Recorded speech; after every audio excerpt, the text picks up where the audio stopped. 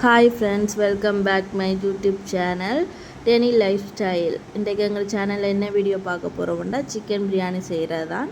வாங்க வீடியோக்குள்ளே போகலாம். தக்காளி, வெங்காயம், பச்சை மிளகாய், இஞ்சி, பச்சை மிளகாய்லாம் கழுவி வச்சுக்க. இப்போ வெங்காயம் எடுத்து வெட்டிக்கலாம். வெங்காயம் வெட்டிட்டு தக்காளி வெட்டிக்கலாம். தக்காளியும் வெட்டிட்டு இப்போ பச்சை மிளகாய் வெட்டிக்கலாம். பச்சை மிளகாய் நடுவில் லைட்டாக கீரல் போட்டு வச்சுருக்கேன். இப்போ கொத்தமல்லி எடுத்து வெட்டிக்கலாம். வெட்டிட்டு கருவேப்பிலையை எடுத்து வச்சுக்கலாம் கொஞ்சோண்டு. இப்போ சிக்கன் கழுவிக்கலாம். வாங்க, நான் 1 கிலோ சிக்கன் தான் எடுத்திருக்கேன். பெரிய பீஸாக கடையிலையே வெட்டி வாங்கிட்டு வந்திருக்கேன். அதை இப்போ நல்ல வடிவாக கழுவலாம்.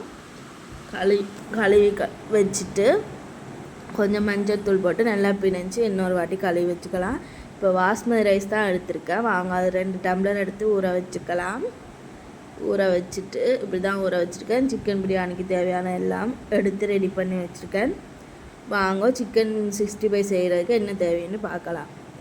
சிக்கன் சின்ன சின்ன வெட்டி சிக்கன் 65 மசாலா, தயிர், இஞ்சி பூண்டு பேஸ்ட்டு, மஞ்சள், உப்பு, லெமன் எல்லாம் விட்டு பிணைஞ்சு ரெடி பண்ணி அதை வச்சுட்டு வாங்க இப்போ பிரியாணி செய்கிறது எப்படின்னு பார்க்கலாம். சட்டி அடுப்பில் வச்சு எண்ணெயை ஊற்றி கொதிக்க விட்டுட்டு 2 ஸ்பூன் நெய் விட்டுக்கலாம். நெய் விட்டுட்டு இப்போ நான் 4 பெரிய வெங்காயம் எடுத்து வெட்டி வச்சுருக்கேன். அதை போடலாம். போட்டுட்டு வாங்க 3 பச்சை மிளகாயும் போட்டுக்கலாம். அதையும் போட்டுட்டு இப்போ ஸ்பைசஸ் எடுத்து வச்சுருக்கேன்.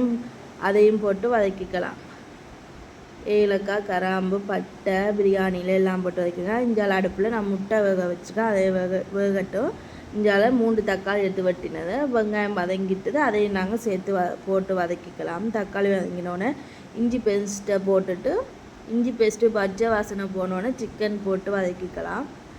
அதுக்கு பிறகு தயிர் போட்டு கொத்தமல்லி எடுத்து வச்ச கருவேப்பிலையும் போட்டு மஞ்சள் தூள் கொஞ்சோண்டு போட்டு பிரியாணி மசாலா போட்டு கொஞ்சம் கல்லுப்பும் போட்டு சேர்ந்து கலந்து விட்டுக்கலாம்.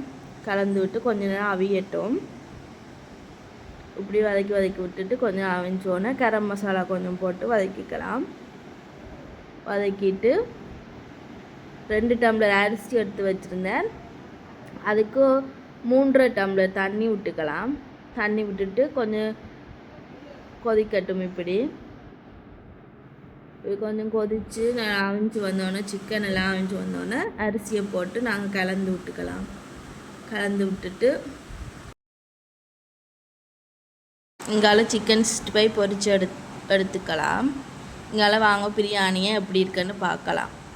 பிரியாணி கொஞ்சம் தண்ணி வற்றிருச்சு. நாங்கள் தம் போடலாம். மூடி இப்போ தம் போட்டுட்டு இங்கால சிக்கன் 65 போட்டது பொரிஞ்சிருச்சு. அதை எடுத்து வச்சுக்கலாம். வாங்கோ, பிரியாணியும் வெந்துருச்சு. இந்த அளவு எப்படி இருக்குன்னு பாருங்கோ. நல்லா அவிஞ்சு பூ போல் உதிரியாக வந்திருக்குது. இந்த மெதட்லேயே நீங்களும் செய்து பாருங்கோ, நல்லா வரும்.